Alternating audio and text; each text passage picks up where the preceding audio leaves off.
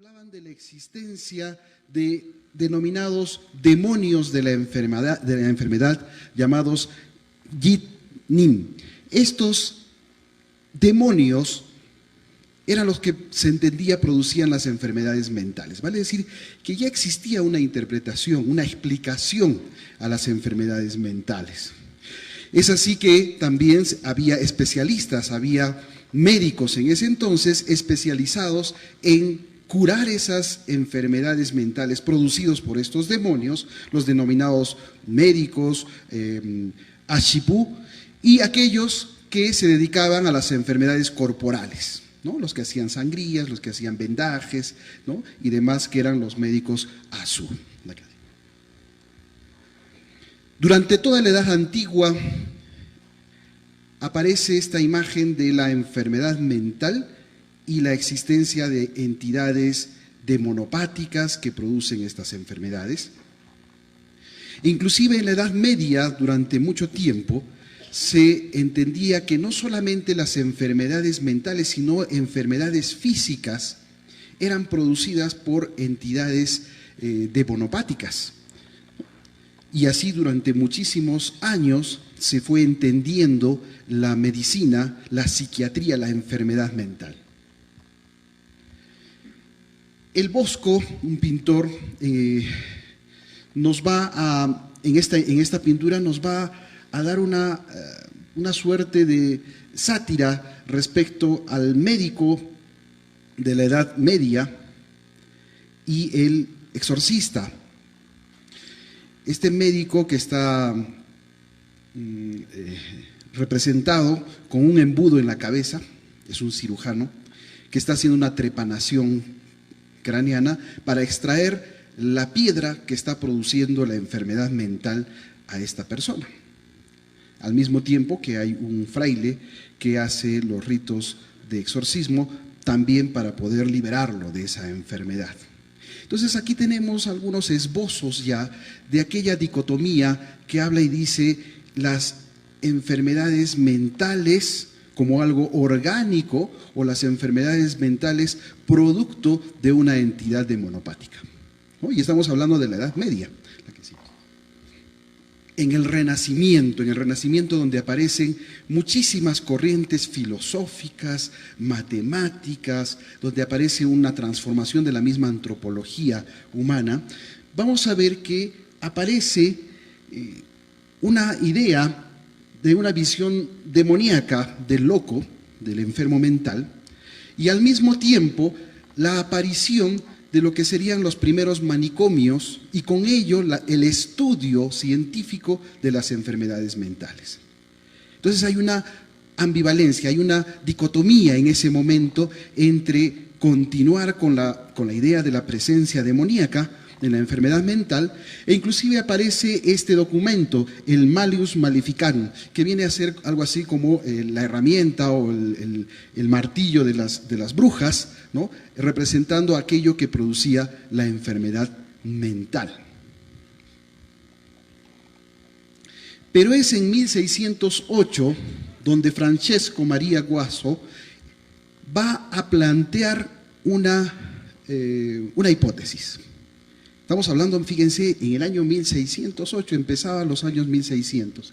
Este monje italiano plantea y dice: es difícil distinguir los signos indicativos de posesión de los síntomas de algunos trastornos mentales, dándonos a entender la diferenciación entre lo que son los síntomas mentales, semiológicos, ¿no? La descripción fenomenológica del síntoma y aquellos que estarían vinculados a posesiones demoníacas. Eberhard Melling describe en el año 1791 una nueva idea, una nueva hipótesis. Habla de las personalidades múltiples. Y entonces él es uno de los hitos dentro de este estudio de las presencias demoníacas y la enfermedad mental, que plantea esto que es las personalidades múltiples, indicando que sería la propia personalidad la que se fragmenta, se divide, y entonces aparecen aquellos que tienen las características, ¿no?, de lo que se había descrito hasta entonces de una posesión demoníaca, y la personalidad propia del paciente, del enfermo mental. Digo que esto es un hito importante porque a partir de él se comienza a trabajar una serie de estudios, gabinetes de trabajo respecto al tema de la personalidad y la fragmentación de la personalidad. A partir de entonces, y con la aparición de estos hospitales psiquiátricos y personalidades como por ejemplo Philippe Pinel, quien es un pionero porque es el primero que habla de desinstitucionalizar a la enfermedad psiquiátrica, a la locura, a la esquizofrenia, ¿no?, y darle una visión más científica, biológica a la enfermedad. Aquella enfermedad que hasta entonces todavía de esos rezagos se hablaba íntegramente como enfermedades de orden espiritual. Fue Martín Charcot quien hace las primeras descripciones de cuadros en los cuales hay una formación semiológica, unas características clínicas, lo que él denominó la histeria, con síntomas que podríamos hoy decir podrían haber parecido a lo que es la posesión demoníaca. Entonces, Charcot hace una descripción amplia sobre esto e inclusive hace una diferenciación, tiene un capítulo muy peculiar que hace una diferenciación, una de las primeras diferenciaciones, en realidad cuestionamientos, algunos síntomas que no encontraba una explicación. Entonces, a lo largo de la historia hemos tenido una etapa de la Edad Antigua, hasta el 1480, donde el Bosco nos habla y nos dice que ya habían ciertas ideas de una característica orgánica en la enfermedad mental, frente a la teoría de que la enfermedad mental era causada por espíritus malignos. Luego, Francesco María Guaso es el primero que decíamos que va a hablar de la fragmentación de la personalidad y la aparición de las personalidades múltiples. Abraham Melit es el que nos va a plantear y nos va a decir que el ser humano va a tener no solo una fragmentación, sino va a hablar del inicio del estudio biológico de la enfermedad mental. Y durante mucho tiempo, desde Pinel, Charcot, Freud y todo el psicoanálisis, se le va a dar un nombre muy peculiar que se llaman los estados alterados de conciencia, ¿no?, donde van a estar englobados los estados de trance, los estados de posesión, los estados alterados propiamente, influenciados por elementos externos. Padre Carrasco habló de, por ejemplo, fenómenos de trance vinculados a ciertas prácticas chamánicas, a ciertas prácticas peculiares, tradicionales, el umbanda y otras prácticas que van a producir estados alterados de conciencia. Y se va a englobar todo esto dentro de este grupo. Y así es como ha ido transcurriendo, con una visión más fenomenológica, biológica y orgánica, el entendimiento de estos fenómenos denominados alterados de conciencia. Me llamaba mucho la atención cuando hablaban, y permítame, monseñor, y veía, y ustedes no sé si lo recuerdan, cuándo fue editado, promulgado este documento que es el rito del exorcismo en lenguas nativas, ¿se acuerdan? 1998, ¿verdad? Muy bien. Sin embargo, la que sigue, por favor. Es en 1992 donde se edita el CIE-10. Este es un documento médico absolutamente agnóstico, ¿no?, realizado y editado por la Organización Mundial de la Salud, documento que utilizan muchísimos países, la mayoría de países en el mundo, entre ellos el Perú, porque está adscrito a este convenio de la Organización Mundial de la Salud, y es un documento oficial.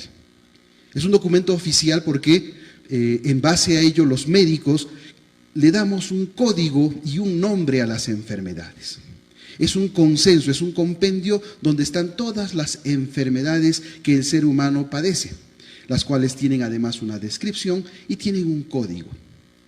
Y es en 1992 que el CIE-10 contempla este código, el F44.3, el cual se denomina trastorno de trance y posesión. Y entonces aparece un momento en la historia de la evolución de la psiquiatría que todos los psiquiatras tenemos que hacer un alto. ¿De qué se trata esto? ¿No? Se supone que habíamos estado en la evolución de la historia, habíamos pasado la edad antigua, la edad media, habíamos llegado hasta la edad contemporánea, donde se hablaba más de un tema orgánico, biológico, y de pronto en 1992, cuando los expertos a nivel mundial, porque este documento es elaborado por expertos de distintos lugares del mundo, ¿no? Con la participación de los psiquiatras, de los médicos en general, pero en el capítulo de psiquiatría particularmente de todos los psiquiatras del mundo, y plantean la existencia de este trastorno. Se llama trastorno de trance y posesión. Y entonces ahí es donde aparece este tema. Por eso es que me parecía curioso, porque este documento aparece en el año 98, cuando el CIE-10 ya había contemplado, ya había planteado la existencia de este diagnóstico. Este es un diagnóstico médico, el cual los médicos tenemos que conocer y tenemos que saber diagnosticar. Los fenómenos de posesión, los fenómenos preternaturales vinculados a fenómenos demonopáticos, preternaturales, solamente están o se producen o se van a observar dentro de la Iglesia Católica. Se han visto fenómenos de posesión, ¿no?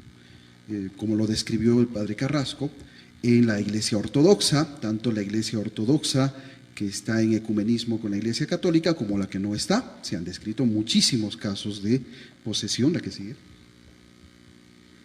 Las iglesias evangélicas, ¿no? Que denominan más bien liberación como el fenómeno de tratamiento espiritual a este fenómeno, también describen muchísimo estos fenómenos.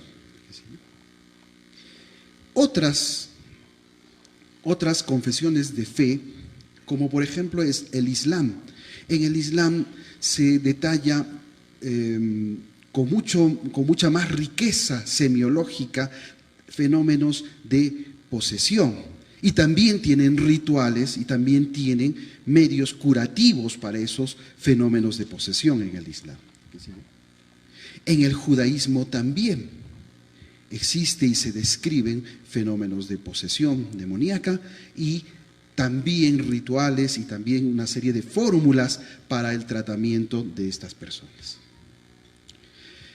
Brevemente, porque ya lo mencionaron los expertos que me antecedieron, respecto a la definición de lo que es una posesión. Y en este caso voy a tomar, nuevamente yo también voy a tomar la definición que da la Asociación Internacional de Exorcistas como el estado en el que el cuerpo de una persona humana está bajo la potestad y dominio del demonio. ¿Sí? La que sigue, por favor. Y como decía el padre Jorge Carrasco, existen una serie de formas de presentación de expresiones de esta actividad demoníaca, entre ellas aquellas que están vinculadas sobre las personas, como aquellas que están sobre animales o cosas, y entre ellas también las manifestaciones ordinarias, conocida como la tentación propiamente, y las extraordinarias, que es la que seguramente nos congrega al interés esta noche. Y entre ellas está la obsesión, ¿no?, la vejación demoníaca, la posesión y la infestación demoníaca.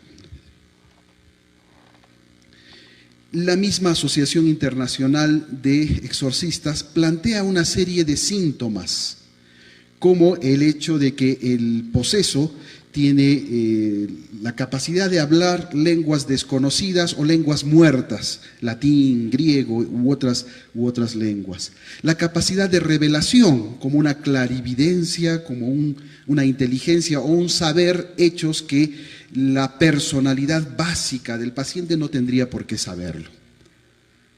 La aversión a lo sagrado, ¿no?, como es que rechazan elementos que tienen una significación y tienen una esencia sagrada de por sí, y la presencia de manifestaciones físicas como una fuerza extraordinaria, tipo sansónica, hercúlea, ¿no?, que vendrían a ser los síntomas tradicionales descritos en casi todos los fenómenos de posesión.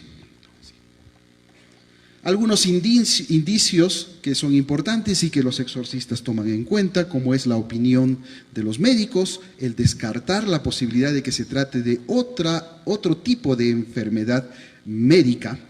Y digo otro tipo porque el CIE-10 plantea que de por sí la posesión es una enfermedad.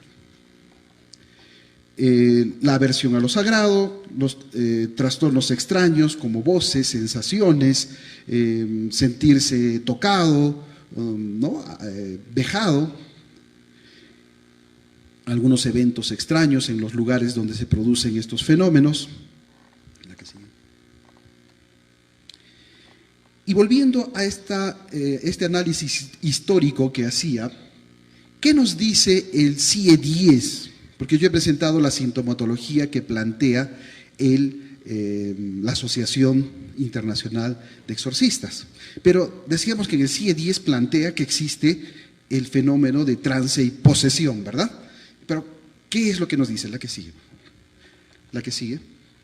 Primero, es la CIE-10, la Clasificación Internacional de Enfermedades, en el capítulo de enfermedades mentales, habla y describe lo que es el trance y posesión, pero no reconoce las otras formas de manifestaciones demonopáticas, como son las manifestaciones ordinarias, la obsesión, vejación o la infestación de lugares. Solo describe lo que es el fenómeno de posesión. ¿Y cómo lo describe? Pues no es mucho lo que nos dice. Y esa es una preocupación para los médicos, para los psiquiatras, porque nos da un diagnóstico, pero no nos da muchas pistas. En realidad, esto es todo lo que dice. Y nos habla de un trastorno en los que hay una pérdida temporal del sentido de la identidad personal y de la plena conciencia del entorno. Una persona que por un momento es excisionada, es particionada, es enclaustrada, ¿no?, y pierde el contacto con el entorno. En algunos casos, el enfermo actúa como poseído por otra persona, espíritu, deidad o fuerza. Y quiero manifestar esto como está en el CIE-10, porque esto está textual, entre comillas.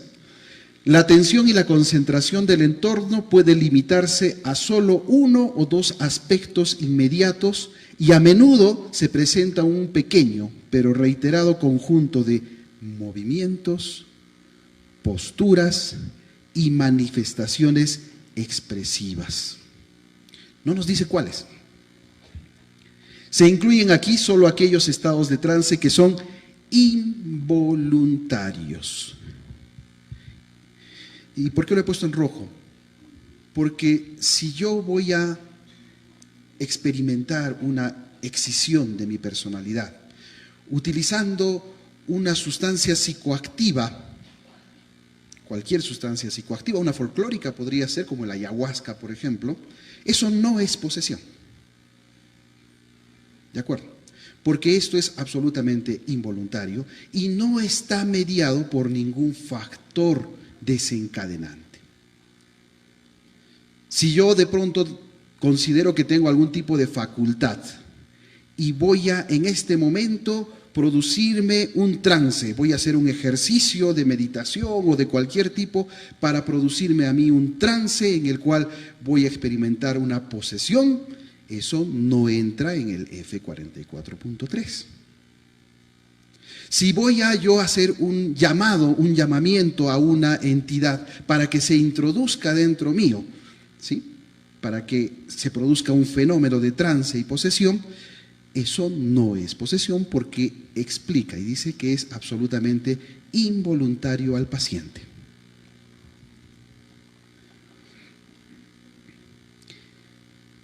La que sigue, por favor. Y entonces, como no nos dice mucho, hemos intentado realizar una serie de revisiones de literatura médica, de evidencia científica que está publicada e indexada en distintas revistas y documentos médicos para poder conocer un poco más. Y entonces, este me pareció un documento bastante interesante. Existe una muy buena cantidad de documentos. De hecho, estamos haciendo alguna revisión sistemática respecto a este tema para poder ampliar lo que dice el CIE-10.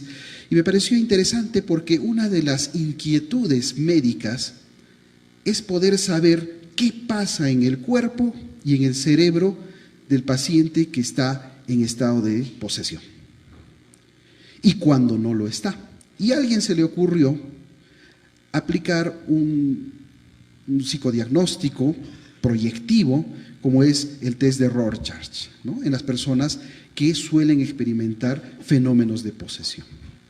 Sin embargo, el artículo no nos da muchas luces porque los resultados no son significativos.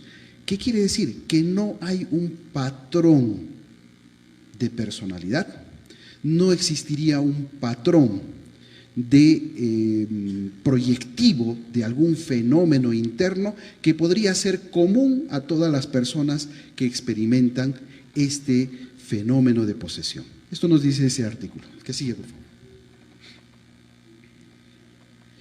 En este artículo, que es una revisión respecto a los síntomas y los signos, en el cual hemos podido ampliar un poquito más de estos síntomas y que se van a confirmar o van a ampliar un poco lo que decían los expertos que me antecedieron, ¿no? Vamos a ver que la medicina reconoce muchos de esos síntomas desde una visión médica, vuelvo a repetir. El tema de la posesión también ha traído problemas de tipo médico-legal. Ya existen algunos casos en el mundo que están publicados con connotaciones médico-legales. Para que lo entendamos, si el psiquiatra diagnostica y dice que un fenómeno fue producido por acción de una posesión, vale decir, la incorporación de una personalidad ajena al paciente, absolutamente ajena, no es fragmentación de su personalidad, como lo había explicado, sino es una personalidad ajena y que bajo efectos de esa personalidad ajena a su estructura psíquica comete un delito, un homicidio, por ejemplo. ¿Sí? ¿A quién hay que juzgar? ¿Al paciente o al demonio? ¿Verdad? Créanme que a mí me pareció tan curioso como a ustedes, pero sí existe antecedentes de tipo legal en el cual muchas personas alegan y dicen, pues yo no era yo cuando pasó esto. Y con mucha justicia el juez dirá, si no eras tú, ¿quién era entonces? ¿No? Y cuando de pronto dice, tengo un diagnóstico y el médico avala que lo que a mí me pasó fue un fenómeno de posesión. Y bajo una alteración de mi estado de conciencia y de mi personalidad, la cual no era mi personalidad, cometí ese delito. Por lo tanto, ¿serán inimputables estas personas? Por otro lado, decíamos, con la definición del CIE-10, que son fenómenos temporales. No es como un esquizofrénico que de pronto comete homicidio y que siempre es esquizofrénico. ¿De acuerdo? Y es inimputable siempre. En cambio, en estos fenómenos son fenómenos temporales, que hay un estrechamiento de las capacidades, hay un estrechamiento de la voluntad y de la conciencia en el cual se pueden cometer delitos. Y entonces es un problema también de tipo jurídico legal. Se han intentado también hacer mediciones y tratar de observar qué pasa en el cerebro del poseso. Y se han realizado esto que en siglas dice fMRI, que no es más que la resonancia magnética funcional. Es un estudio cerebral de la funcionalidad cerebral, ¿no?, en los cerebros de las personas que han sufrido algún tipo de manifestación tipo demonopática, una posesión. Yo les cuento, porque no vamos a leer todo el artículo, les he traído digamos, el análisis final del artículo. No se ha encontrado un patrón, común en la resonancia magnética funcional en las personas que hayan experimentado un fenómeno de trance y posesión.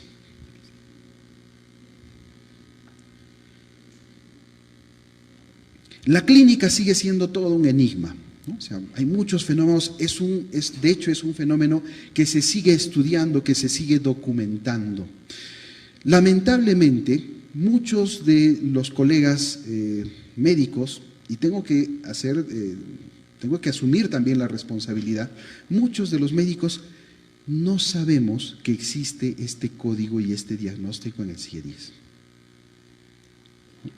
Les soy sincero, yo muchas veces, a manera de diálogo o un tanto lúdico, un fenómeno lúdico, converso con colegas o con otros trabajadores de la salud y les pregunto, oye, ¿tú crees en la posesión? Ah, la posesión es un tema, bueno, y entonces, ¿tendrá un código en el CIE-10? No, ¿cómo va a tener un código eso en el CIE-10? Sí, eso es magia, eso es, son cosas abstractas, que no tienen nada que ver con la ciencia. Y curiosamente, muchos médicos no saben que existe este código. Por lo tanto, mucha de la investigación se ve limitada justamente porque no sabemos que existe este código.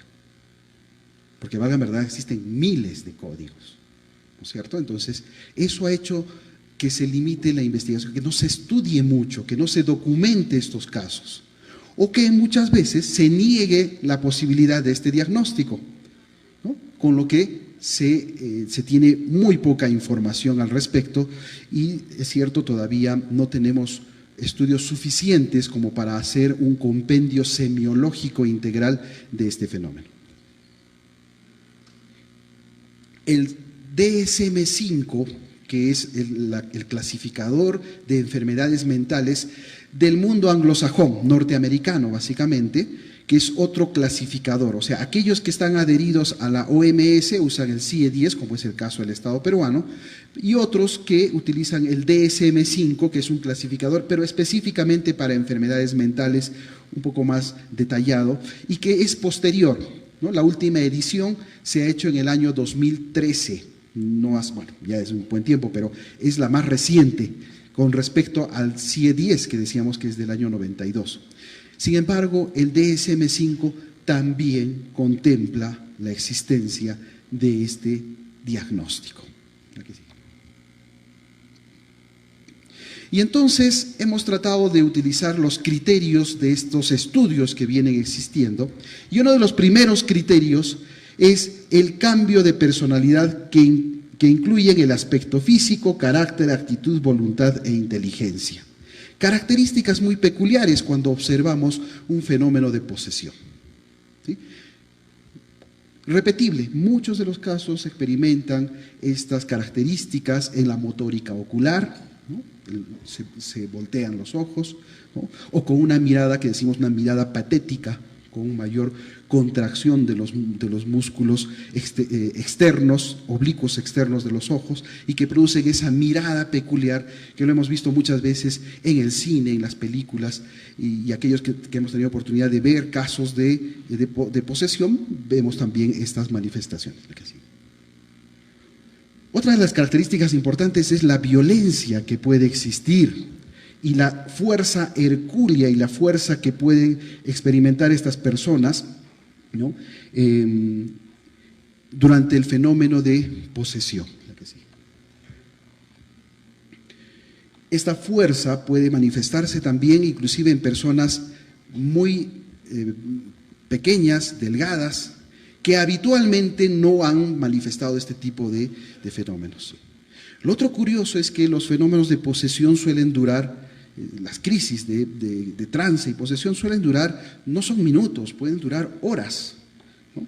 Y entonces esta característica se mantiene en el tiempo. Porque también existe un fenómeno muy peculiar en el cual el ser humano puede sacar fuerzas de donde no hay cuando hay una situación crítica por cortos momentos, minutos. Todos hemos sabido de una mamá que ha tenido una fuerza descomunal, que ha podido levantar un vehículo para sacar a su hijo debajo de él, pero que esto no se puede mantener en el tiempo, o sea, dura unos minutos, vuelvo a repetir. Sin embargo, esta característica de fuerza hercúlea, fuerza sansónica que presenta, puede manifestarse durante varias horas durante el tiempo que se presenta la crisis. Otras manifestaciones son estos movimientos desorganizados, tipo tónico-clónicos, que pueden asemejar a crisis convulsivas. A crisis convulsivas un tanto erráticas y diferentes a la clínica que habitualmente observamos en las crisis convulsivas, en las cuales hay un fenómeno previo que anuncia lo que llamamos el aura, ¿no es cierto? En neurología le decimos el aura, es que a la persona le avisa, si hay alguna persona que tiene convulsiones acá, experimenta dolores de cabeza, ve algunas lucecitas, se acomoda y luego convulsiona. Y luego de convulsionar unos minutos, ¿no? Aparece una relajación en el cuerpo, inclusive se puede miccionar, se puede defecar, ¿no? Puede tener un estado de alteración de la conciencia. Sin embargo, estos fenómenos de movimientos desorganizados, ¿no? De una conación con actividad motora exagerada, pueden durar horas. ¿De acuerdo? Y desde el punto de vista médico, no podemos plantear la existencia de convulsiones que puedan durar horas, porque estaríamos hablando de un estatus epiléptico, el cual requiere que este paciente tenga que ir a una unidad de cuidados intensivos de forma urgente. Durante el fenómeno de posesión, luego de estas convulsiones, el paciente se levanta, camina y está normal.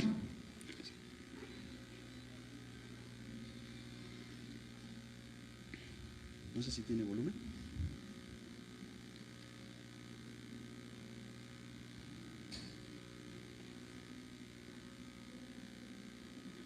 Otra característica es la clarividencia, el conocimiento extraordinario, la telepatía, pero uno de los fenómenos que se observa con regularidad es esta clarividencia. Es el hecho de conocer hechos que no tendría por qué saber el paciente, ¿no? Un conocimiento que no tendría por qué conocerlo, porque es absolutamente ajeno a él antes y durante el fenómeno, ¿no? Y entonces, esta es una característica muy peculiar. Muchos hablan de que podría ser un fenómeno deductivo, sin embargo, para nosotros los psiquiatras es difícil creer que en medio de todo ese fenómeno de trance, alguien simultáneamente pueda estar haciendo un ejercicio deductivo para poder hacer una suerte de lógica y poder saber o interpretar algo en ese momento, ¿no? No es posible, ¿no? La que sigue.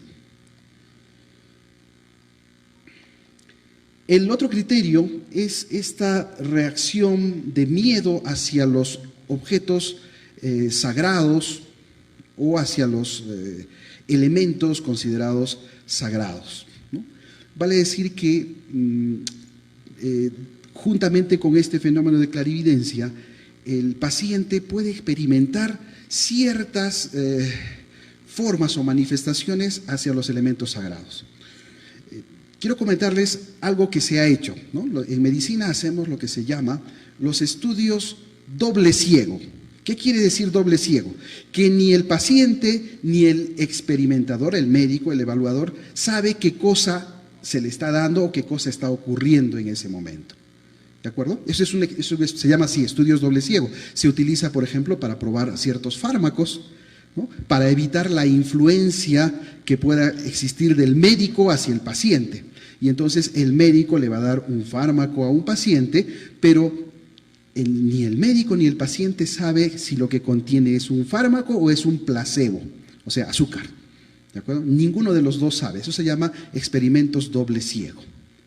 Bueno, existen reportados experimentos doble ciegos muy interesantes, en los cuales se utiliza, por ejemplo, aceite exorcizado versus aceite de oliva común de cocina, ¿de acuerdo? En el mismo recipiente, y ni el exorcista ni el paciente sabe cuál de los dos frascos contiene el aceite exorcizado o cuál contiene el aceite de cocina.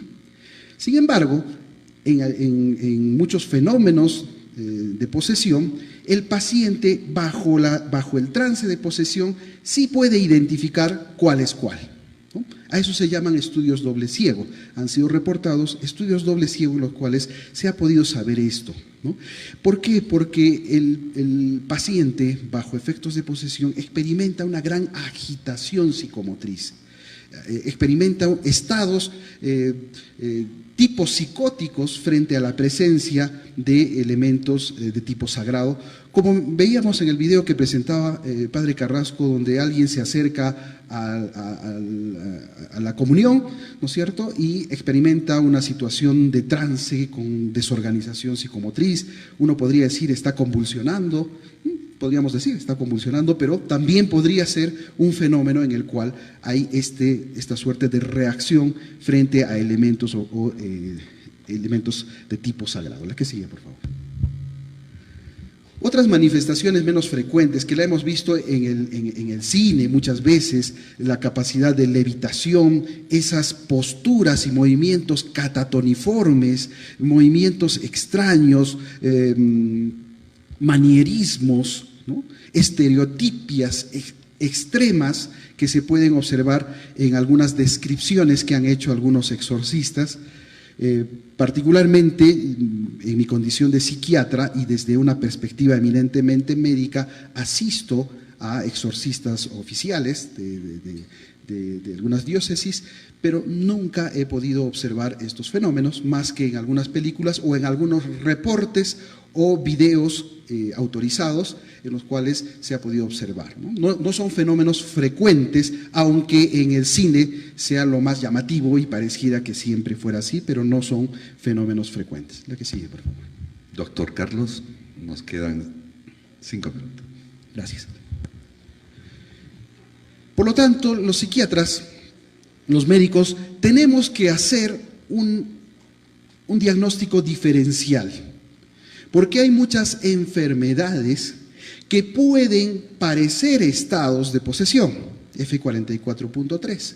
Entre ellos podrían ser los trastornos psicóticos, el primero, la esquizofrenia, otros trastornos delirantes, el folia deus, que son fenómenos en los cuales hay psicosis compartidas, ¿no? Hay fenómenos en los cuales alguien experimenta ver algo, escuchar algo, sentir algo, y como que el entorno familiar por lo general se contagia de ello, se sugestiona y también cree experimentar esas experiencias. A eso se llama el folia deus. Otros serían los estados alterados por uso de sustancias. Había mencionado sustancias alucinógenas, ¿no? Por ejemplo, el cannabis, ayahuasca, drogas psicodélicas como el LSD, el ácido lisérgico, estimulantes y otros que podrían producir también estados similares.